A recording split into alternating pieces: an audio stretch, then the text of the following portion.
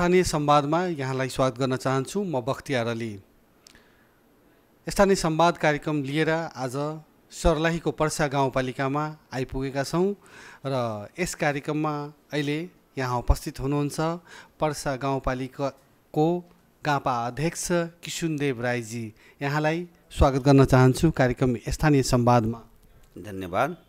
दर्शकबिन, हजुरलाई थाहा छ स्थानीय संवाद कार्यक्रममा गाउँ गाउँमा सिंहदरबार आयो, जनताले के पायो, जनताको अपेक्षा के थियो, पुरा भयो कि भएन, अहिले के गर्न बाँकी छ, स्थानीय सरकारको विभिन्न पछिल्लो गतिविधिहरूको बारेमा हामी यस कार्यक्रममा चर्चा परिचर्चा गर्ने गरेका छौँ। यसै सेरोफेरोमा आज सर्लाहीको पर्सा गाउँपालिकाका गापा अध्यक्ष किशुनदेव राईसँग हामी छलफल गर्नेछौँ र पहिलो प्रश्न गापा अध्यक्षसँग म गर्न गइरहेका छु।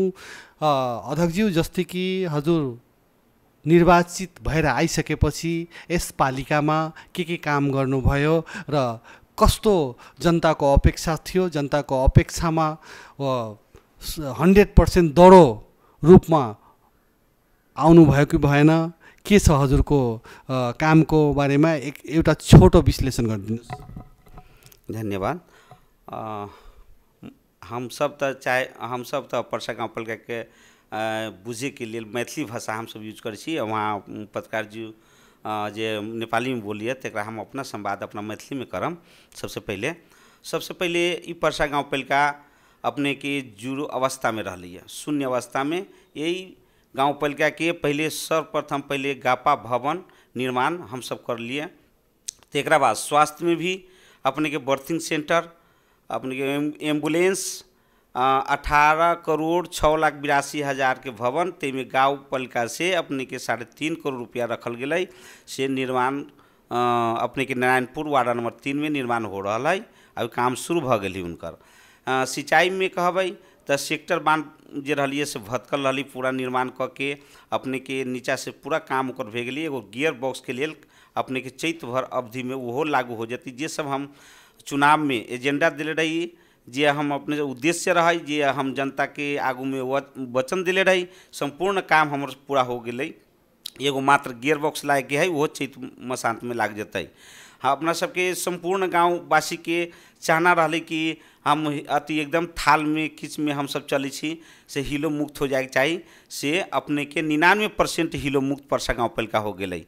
संपूर्ण शिक्षा में अपने के स्वयं सेवक 28 को भरना कैली हम सब। जे शिक्षा के हेड सर सबके जब स्कूल निरीक्षण करे के क्रम में हम सब पहुँचली, ओहिठाम सर सब कहलखिन कि हमरा सबके टीचर के अभाव के कारण से हम पढ़ाई में असमर्थ थी। तब पुनः संपूर्ण 8 स्कूल के हेड सर के बजा के मीटिंग बुला के उनका सबके प्रस्ताव कौन कौन विषय के शिक्षक न है, उन सब में हम उनका सबसे लेके उतना भरना हम कैली। उन सब क्षेत्र में हम काम कैले छी। कोनो एहन नहीं से हमरा शायद लगी हम जो वचन दिले होबै से में न रह गली, सब पूरा कैली। तै के लिए हम पर्सा गांव में कोनो एहन चीज ते में से हम बाकी न रखले छी। अपने के विद्युतीकरण में अपने के 3 करोड़ रुपया वो अपने के टेंडर हो चुका है प्रदेश से। अब यही महीना के बाद में वो सब अपना टेंडर प्रक्रिया से ये गेहूँ बाली खत्म होता है तो लगावे के शुरुआत करते। अध्यक्षज्यू, जस्तै कि अब शिक्षाको कुरा गर्नुभयो हजुरले र शिक्षामा के कतिको विकास भयो। पहिलेको अपेक्षामा धेरै गुनासो थियो कि सामुदायिक विद्यालयमा पढाइ हुँदैन, बच्चाहरूको जुन अध्यापनको विधि छ एकदम पुरानो छ। यसको लागि जस्तै कि अब आधुनिक तरिकाले पढाउनको लागि विष्णु यो पर्सा गाउँपालिकाले पहल गरेको छ र हजुरको कार्यकालमा यसमा कतिको प्रगति भयो, यसको बारेमा पनि बताइदिनुहोस्। शिक्षा में अपने सबके कि बहुत अभाव न्यून रही कि सब राजनीति घुस गए रही। तक बाद में शिक्षक के अभाव से सर सब एकदम दुखद मतलब बात करते रही। जब भी जाते रही तब तक कि हमारा सर न है, शिक्षक न है, हम तब पढ़ाओ कि ना। हमारा टीचर सबके अभाव के कारण से घंटी लीजर हो जाए के चलते उनका सबके बहुत बुला के सब स्वयं सेवक शिक्षक नियुक्ति कैला के बाद अभी एकदम सबसे बढ़िया पढ़ाई होले पर्सा गाउँपालिका में। कारण एगो हो गई बीच में कोरोना वायरस के कारण के हिसाब से बीच में जब मौसम पढ़ाई के तेजी गई तो फिर जब छुट्टी हो गई, फिर मौसम में अली फिर छुट्टी हो गई। ते के कारण फिर भी गत साल से जे हमरा सबके पढ़ाई न्यून रही थी से सबसे बढ़िया प्रगति में है, सब स्कूल में है। हमरा देखला में अनुगमन करे के बाद बहुत बढ़िया पढ़ाई है से हम वादा करै छी आ वचन भी दै छी कि अपने कोनो भी आदमी जाके निरीक्षण करो, पढ़ाई में कोई कमी नहीं।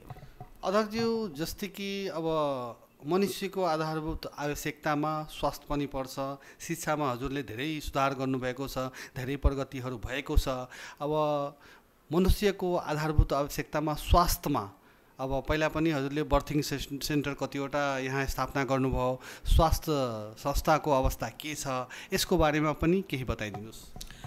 स्वास्थ्य में अपने के जे बर्थिंग सेंटर अपने के एकेटा हम सब अभी बनैली, कुछ न रही स्वास्थ्य चौकी मात्र रही परसा गाँव पालिका में। ओइमे अपने के 5 नंबर वार्डा में बर्थिंग सेंटर सुचारू कर दिलिए। तेकरा बाद एम्बुलेंस जे बच्चा जे जन्मावे के होइ छै हमरा सबके मतलब डिलीवरी जे अति बर्थिंग सेंटर में लावे के लेल एम्बुलेंस के निःशुल्क कर दिले छियै। जाए के लेल न है आ लियावे के लेल इमरजेंसी में एम्बुलेंस भी निःशुल्क कर दिले छियै। अपने के नैनपुर जे अपने के 15 सैया के हॉस्पिटल वहाँ भी अथी शुरुआत हो गई, काम शुरू भे गेलै 3 नंबर वार्ड में। अध्यक्षजी, जस्तै कि अब स्वास्थ्यमा पनि कामहरू भएकै छ। अब यहाँको जनताको लागि खानेपानीको लागि कति काम गर्नुभयो र खानेपानीको अवस्था के छ यहाँका जनताहरूको लागि यो पनि बताइदिनुहोस्। खानेपानी में हम सबसे पहले अपने के 4 नंबर वार्ड में अपने के वहाँ काम शुरू भ गेल है। अपने को पानी टंकी के अब तो अब नेपाल सरकार के है, वही सबके हमरा सबके अनुदान से हिसाब भी सहयोग मिलायल छियै, तो उनका भी काम शुरू भे गेलै। रह गेली कि हैंड पाइप हम सब बहुत ठाव में जहाँ जहाँ सक्सेस होली, जहाँ जहाँ पुगली अभी तक हम सब जगह पानी के हैंड पाइप उनका जनता सबके उपलब्ध करैलिए। अध्यक्षजी, जस्तै कि अब कृषि क्षेत्रमा हजुरले काम गर्नुभएको बताउनु भएको छ। यस क्षेत्रमा अब पर्सा गाउँपालिका भनेको कृषिको लागि पकेट क्षेत्रको रूपमा पनि प्रचलित छ। जिल्लामा पर्सा गाउँपालिका एकदम नाम चलेको छ। अब कतिवटा कृषि बजारको स्थापना गर्नुभयो र किसानहरूको खास गरेर पीडा र उनीहरूको समस्यामा हजुरहरूबाट के पहल भयो, के काम गर्नुभयो यसको बारेमा पनि संक्षिप्तमा बताइदिनुहोस्। कृषि सेट बाजार के लिए हमरा सबके वास्तव में कहबै था एबा एको जगह उपलब्ध ना है। ते के कारण हमरा सबके जगह चाहिए 5 कट्ठा, ओइ के जगह के न उपलब्ध होय के कारण से हमरा सबके बजट में न छुटियाल गेलै। सिंचाई में रहबै तो सबसे पहले सेक्टर बांध परसा के है, वो अपने के परसा कवलासी नारायणपुर तक ले पानी जाय छै। आज ज़्यादा हो गेल तो अपने के बॉर्डर भी क्रॉस कर जाय छै आषाढ़ मसांत में। वही सबके संपूर्ण काम हम नीचा कर दिलिए। अपने के ऊपर खाली गियर बॉक्स लागे के है, वो अपने के चैत मसान सब में लाग जते। हमर जितना वादा कर लली सब क्षेत्र में विद्युतीकरण में अपने के 3 करोड़ के टेंडर भी हो चुकल है। वो अपने के बैसाख के चैत बैसाख में लगती से हम वादा करै छी। अध्यक्षजी, जस्तै कि अब पर्सा गाउँपालिकामा युवा रोजगारहरूको लागि के कति पहल गर्नुभयो, बेरोजगारको समस्या बेरोजगारीको समस्या यहाँ यथावत छ, यस्ता कुराहरू पनि सुन्नमा आएको छ र प्रधानमन्त्री रोजगार कार्यक्रम अन्तर्गत के कति काम गर्नुभयो, स्वरोजगार बनाउन युवाहरूलाई पालिकाबाट के कति जुन कामहरू हुन्छ त्यो भएको छ यसको बारेमा पनि बताइदिनुहोस्। प्रधानमंत्री स्वरोजगार वाला में अपने के पिछले साल हमारा सबके टाइम रही खत्म हो, संपूर्ण आदमी के बोला के जहाँ से सब काम करे वाला कुलो नाला सड़क जहाँ भी भेली सबके खटा के सब काम करवा के फिर से फॉर्म दर्ता भेलै। जोन आदमी होते 100 आदमी 100 दिन के है वो रोजगार तै के लेल हम सब तैयार छी, ओकरा करेक्शन भी कर लेली हम सब। अध्यक्ष जी, जस्तै कि हजुरको अब कार्यकालको अब यो आर्थिक वर्ष अन्तिम आर्थिक वर्ष पनि हो र हजुरहरूले जुन अपेक्षा राख्नु भएको थियो 5 सालमा यो गर्ने, त्यसमा कति प्रतिशत हजुरहरूले पुरा गर्नुभयो, कति प्रतिशत काम गर्न बाँकी रहेको छ र अबको चुनावमा पनि हजुरको उम्मेदवारी आउने कुरा आएको छ, यसको बारेमा पनि बताइदिनुहोस्। हम सब जे वादा कैले रही जनता से हमरा लगे कि लगभग सब काम पूरा कर दिलिए। 99% 1% बाई दिवस न होती जे हमर सेक्टर बांध में अभी गियर बॉक्स लागे के है वो चैत मसान में लाग जते। वादा कैली से संपूर्ण कैली। तेकरा बाद में अब सिंचाई के लिए मात्र 3-4-5 करोड़ रुपया होती तो हमरा सबके कृषि खेत में विद्युती के जब वो हो जाती लाइन हो जाती तो अपने सबके सिंचाई हो जाती। सिंचाई में पहले हम बोर्डिंग 4 बीघा पर दिले रही, उस सक्सेसफुल न होली, पानी ना आवे सकली ते के लेल हम 3 करोड़ छुटिया ले रही, पानी न होला के कारण से 50-60 गो होली मात्र, ओके बाद न होली ते के लेल हम सब विद्युती पर जोर दिली। विद्युती में 3 करोड़ रुपया रखलिए, 3-4 करोड़ रुपया आज हो जाती तो हमरा सबके किसान के संपूर्ण हाथ में पानी हो जाती से हम सब देखलिए अभी तक। अध्यक्ष जी, जस्तै कि अब हजुर एकदम विश्वस्त हुनुहुन्छ, हजुरको काम पनि यहाँ गाउँपालिकामा धेरै गर्नुभएको छ, कतिको विश्वस्त हुनुहुन्छ अब हजुरको अब उम्मेदवारी आउँछ फेरि पुनः पनि अध्यक्षको लागि हजुर चुनाव लड्ने मानसिकता बनाउनु भएको छ, कतिको विश्वस्त हुनुहुन्छ कि जनताले हजुरको कामको मूल्याङ्कनमा हजुरलाई मत दिन्छ र हजुर पुनः यस पालिकाको अध्यक्ष बनेर आउनुहुन्छ भनेर? हम सब तो अपना एकदम होप है। पहला तो हम एंटी राजनीतिक हमारे भेल, अभी हमरा सबके मतलब स्वभाव के देखल के चाहे सब कुछ कल के, अभी हम जनता के काम पर चैलेंज हमार है कि मतलब नेता सबसे जे जन अति जे हमारे जनता है ओकरा सबसे हमर नम्र निवेदन है कि हम काम के भर में वोट मंगबै, काम देखा के वोट मंगबै, हम ओना छलित करके न मंगबै। से हम पूर्ण आशा रखी फिर पुनः अब से हम प्रतिबद्धता जनबै छी आ वही जनता सर्वोपरि होइ छै, जनता भगवान होइ छै, उनका सब हम काम कर दिले होबै से हम पूर्ण आशा से सब जगह सब गली सब घर में यहाँ तक ले स्वयं सेवक है जे सब जॉब में अल बेरोजगार जे रही ते सबके भी हम कुछ काम कैलिए।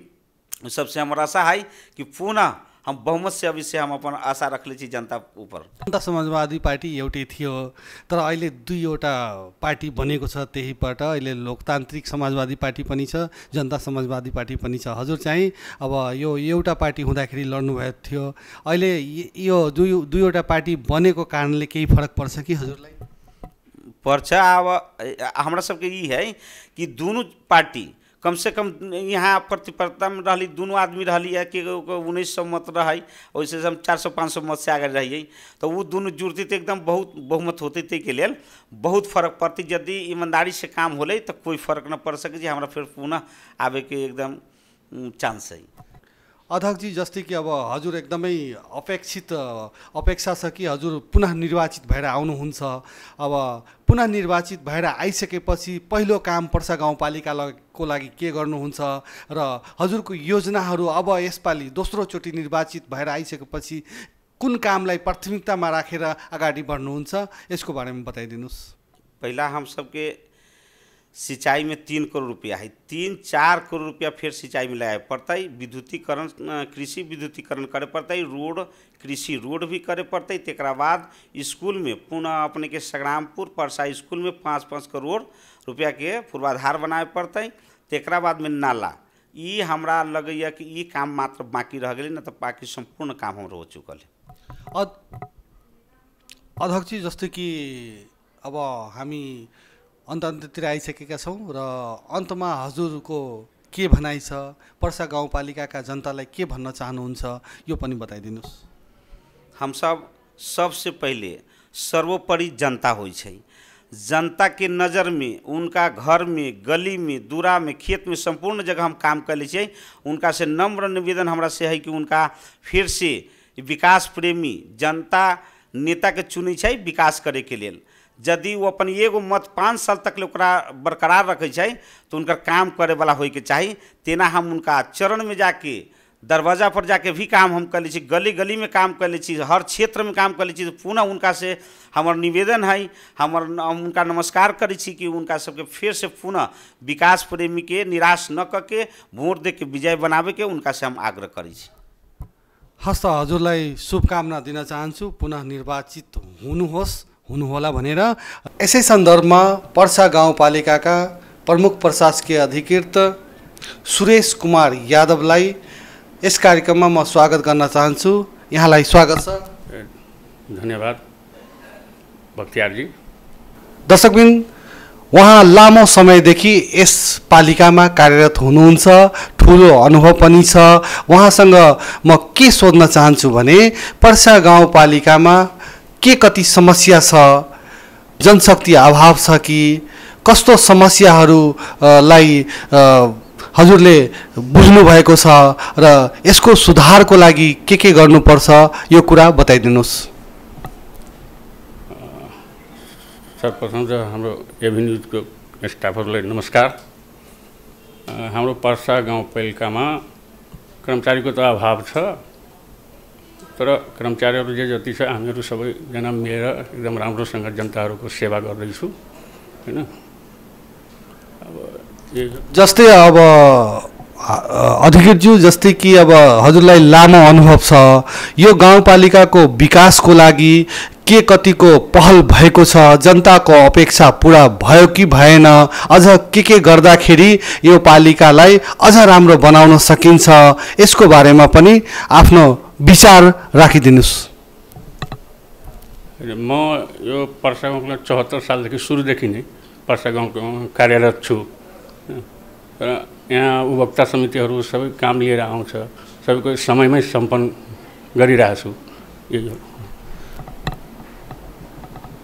अधिकृतज्यू, जस्तै कि अब हजुरको लामो अनुभवले के देखाएको छ, प्रदेश सरकारसँग हजुरको के अपेक्षा छ र सङ्घ सरकारसँग कस्तो भइदिएपछि राम्रो हुने थियो भनेर हजुरको विचार छ, के हजुरको चाहना छ यो प्रदेश सरकारसँग र सङ्घ सरकारसँग, यो पनि बताइदिनुहोस्।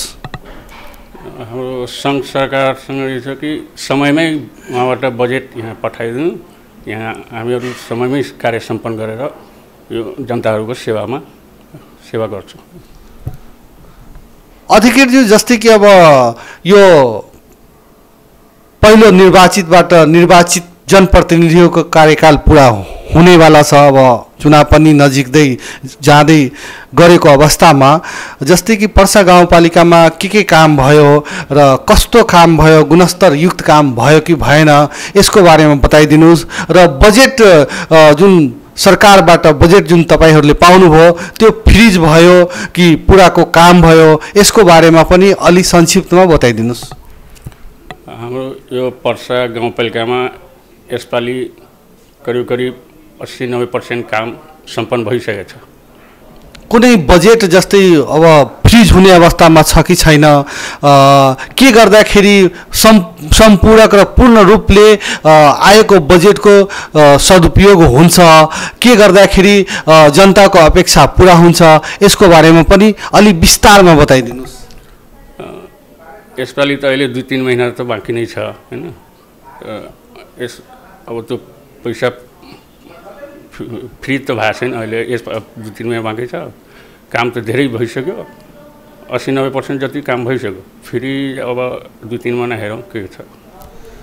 अधिकृतज्यू, जस्तै कि अन्तमा अब हजुर के भन्न चाहनुहुन्छ, हजुरको अपेक्षा के छ, कस्तो हुँदाखेरि यो पालिकालाई चतर्फी विकास हुने थियो, हजुरको भिजन के छ त्यो बताइदिनुहोस्। हाम्रो यो पर्सा गाउँपालिकामा धेरै जसो सडक ढलानहरू भइसकेको छ, ग्रेभल पनि भएको छ हैन। यही